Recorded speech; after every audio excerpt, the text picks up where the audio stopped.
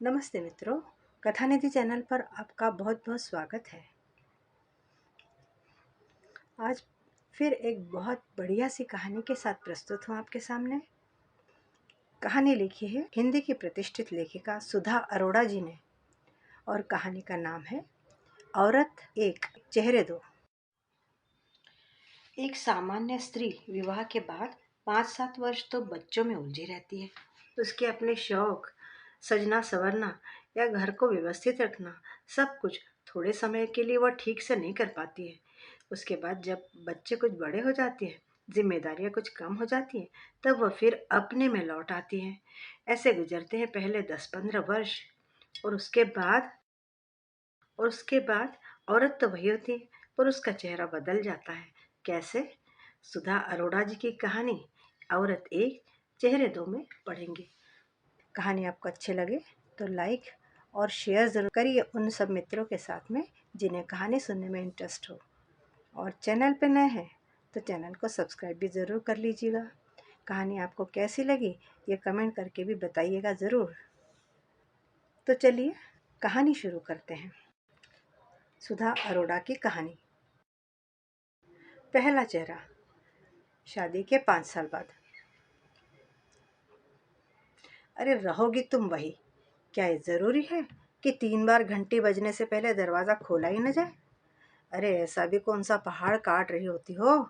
आदमी थका मांदा ऑफिस से आए और 5 मिनट दरवाजे पर ही खड़ा रहे। इसे घर कहते हैं? यहाँ कपड़ों का ढेर, वहाँ खिलौनों का ढेर। इस घर में कोई चीज़ सलीके से रखी नहीं जा सकती। उफ, इस बिस्तर पर तो बैठना मुश्किल है। चादर से पेशाब की गंध आ रही है। यहाँ वहाँ पोतड़े सुखाती रहोगी तो गंध तो आएगी ही। कभी गद्दे को धूप ही लगवा लिया करो। पर तुम्हारा तो 12 महीने नाक ही बंद रहता है। तुम्हें कोई गंध दुर्गंध नहीं आती? अच्छा, तुम सारा दिन यही करती रहती हो क्या? जब देखो तो लिथड़ी बैठी हो बच्चों में। मेरी माँ ने 7-7 बच्चे पाले थे, फिर भी घर साफ सुथरा रहता था। तुमने तो 2 बच्चों में ही घर की वो दुर्दशा कर रखी है जैसे घर में पूरी क्रिकेट टीम चल रही हो। फिर वही शरबत। तुम्हें अच्छी तरह मालूम है कि मेरा गला खराब है। पकड़ा दिया हाथ में ठंडा शरबत। कभी तो अक्ल का कोई काम किया करो। जाओ चाय लेकर आओ। और सुनो, आगे से आते ही ठंडा शरबत मत ले आया करो सामने। बीमार पड़ना अफोर्ड नहीं कर सकता मैं। ऑफिस में दम लेने की फुर्सत नहीं रहती मुझे। पर तुम्हें कुछ समझ में नहीं आएगा। तुम्हें तो अपनी तरह सारी दुनिया स्लो मोशन में चलती दिखाई देती है। सारा दिन घर घुसरी बनी क्यों बैठी रहती हो? खुली हवा में थोड़ा बाहर निकला करो। ढंग के कपड़े पहनो। बाल संवारने का भी वक्त नहीं मिलता तुम्हें तो बाल छोटे करवा लो। सूरत भी कुछ सुधर जाएगी। पास पड़ोस की अच्छी समझदार औरतों में उठा बैठा करो। बाबूजी को खाना दिया? कितनी बार कहा है, उन्हें देर से खाना हजम नहीं होता। उन्हें वक्त पर खाना दे दिया करो। दे दिया है तो मुंह से तो बोलो। जब तक बोलोगी नहीं मुझे कैसे समझ में आएगा? अच्छा सुनो, वो किताब कहाँ रखी है तुमने? टेबल के ऊपर नीचे सारा ढूंढ लिया, शेल्फ भी छान मारा, तुमसे कोई चीज़ ठिकाने पर रखी नहीं जाती। गलती की जो तुमसे पढ़ने को कह दिया। अब वह किताब इस जिंदगी में तो मिलने से रही। तुम औरतों के साथ यही तो दिक्कत है। शादी हुई नहीं, बाल बच्चे हुए नहीं कि किताब की दुनिया को अलविदा कर दिया और लग गए नून तेल लकड़ी के खटराग में। पढ़ना लिखना गया भाड़ में। ये कोई खाना है? रोज वही दाल, वही रोटी, बैंगन भिंडी और आलू।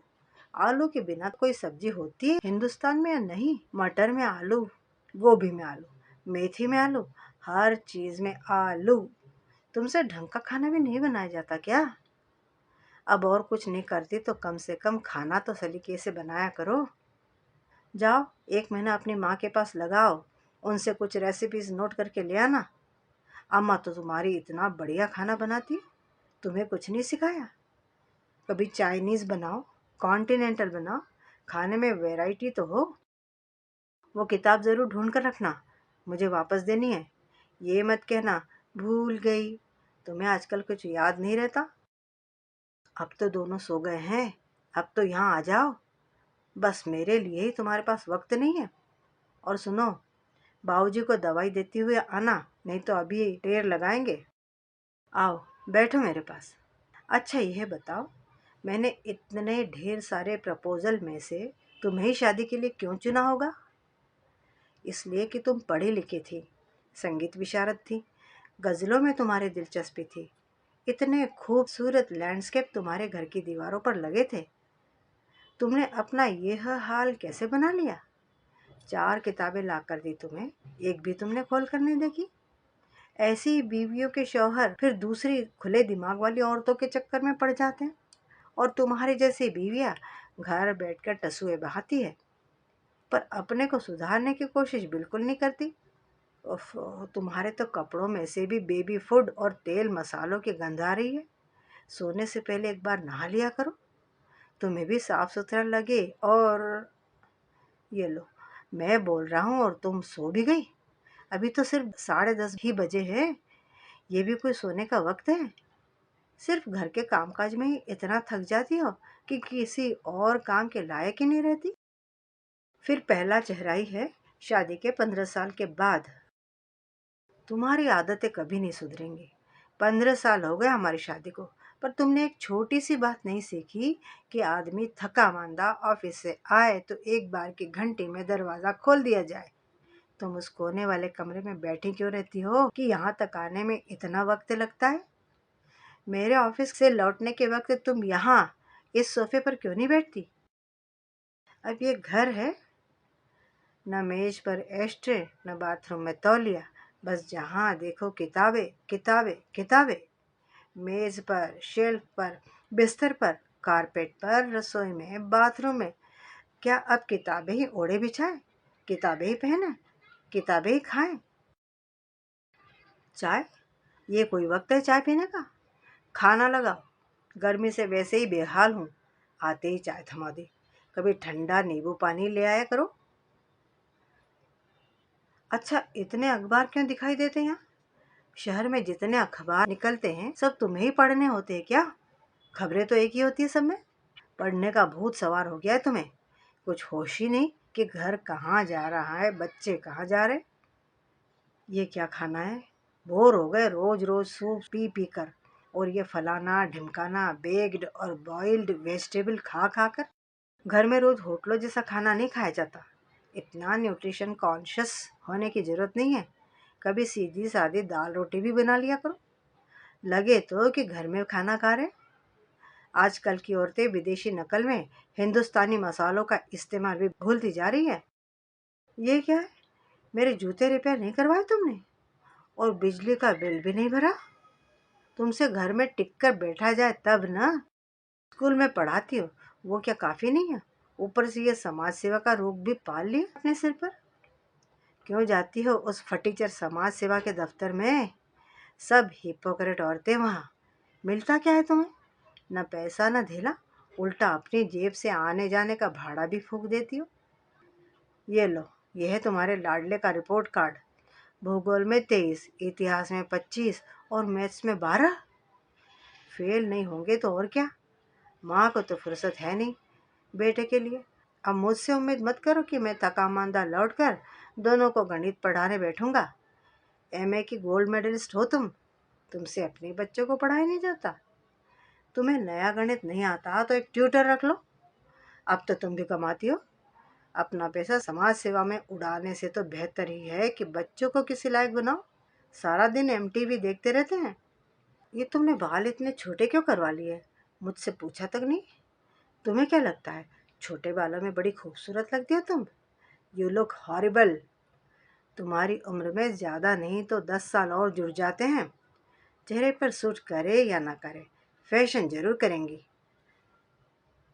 सोना नहीं है क्या? 12 बज रहे हैं।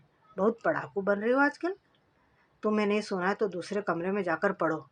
मेहरबानी करके इस कमरे की बत्ती बुझा दो और मुझे सोने दो। अब हाथ से किताब छोड़ो तो सही। सच कह रहा हूँ, मुझे गुस्सा आ गया ना तो इस कमरे की एक एक किताब इस खिड़की से नीचे फेंक दूंगा। फिर देखता हूँ कैसे। अरे कमाल है, मैं बोले जा रहा हूँ तुम सुन ही नहीं रहे हो। ऐसा भी क्या पढ़ रही हो जिसे पढ़े बिना तुम्हारा जन्म अधूरा रह जाएगा? कितनी भी किताबें पढ़ लो, तुम्हारी बुद्धि में कोई बढ़ोतरी होने वाली नहीं है। रहोगी तो तुम वही।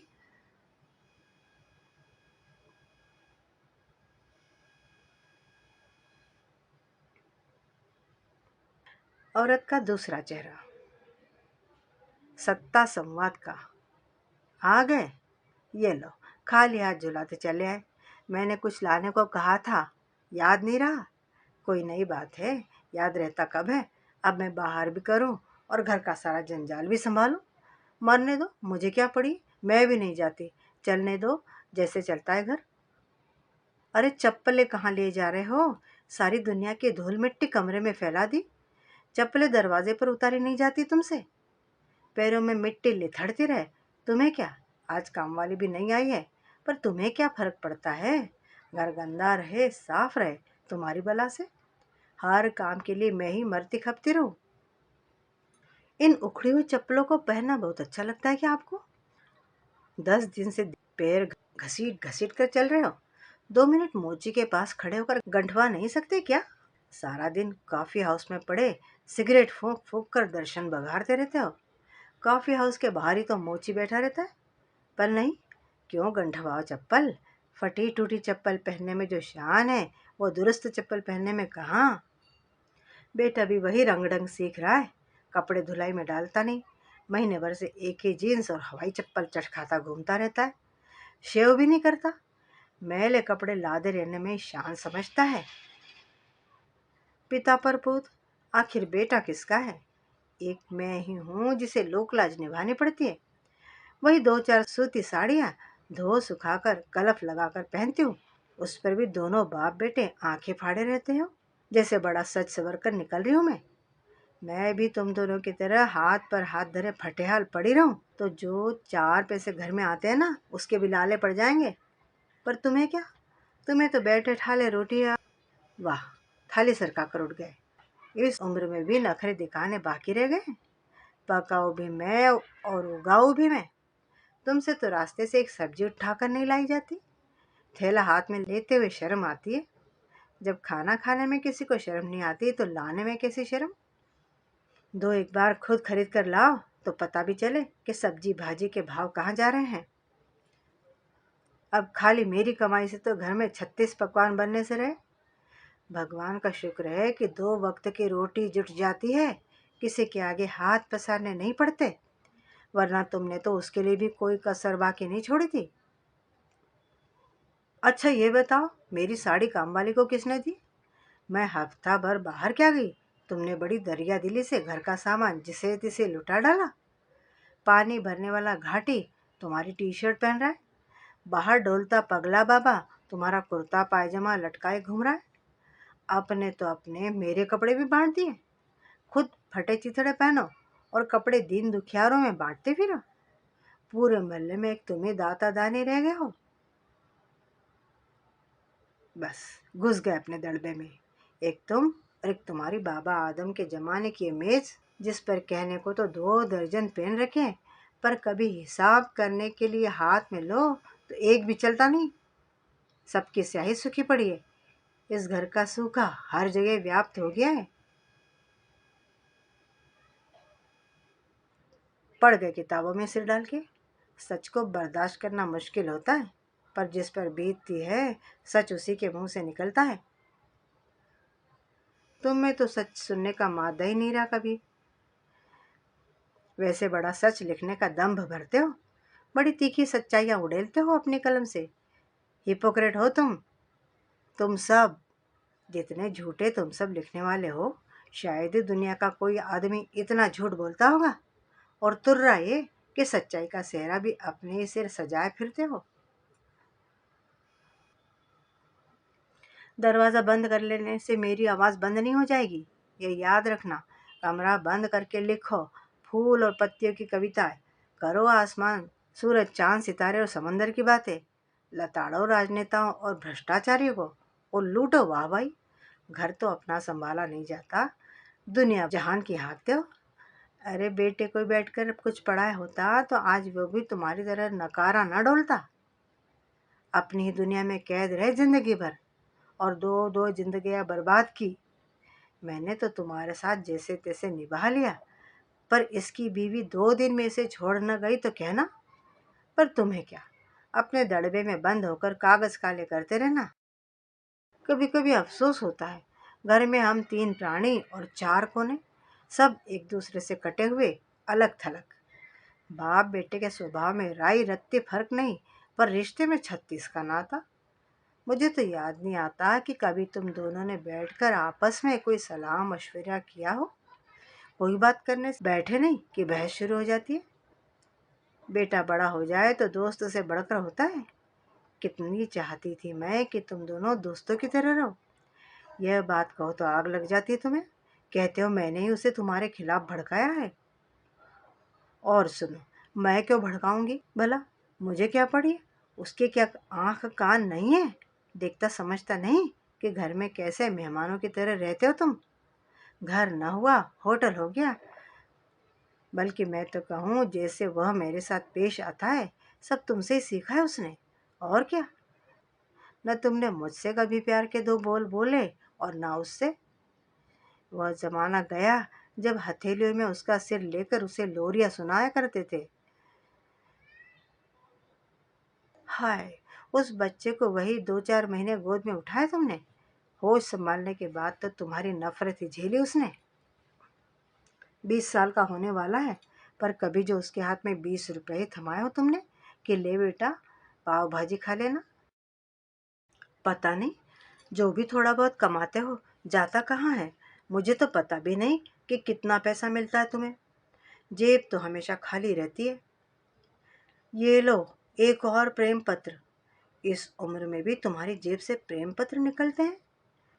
भूखे भजन न हो, इश्कबाजी तो हो ही सकती है। बेटा शादी की उम्र पर आ रहा है और इश्क बाप को चढ़ा है। पता नहीं है तुमसे आधे उम्र की लड़कियां क्या देखती है तुम्हें।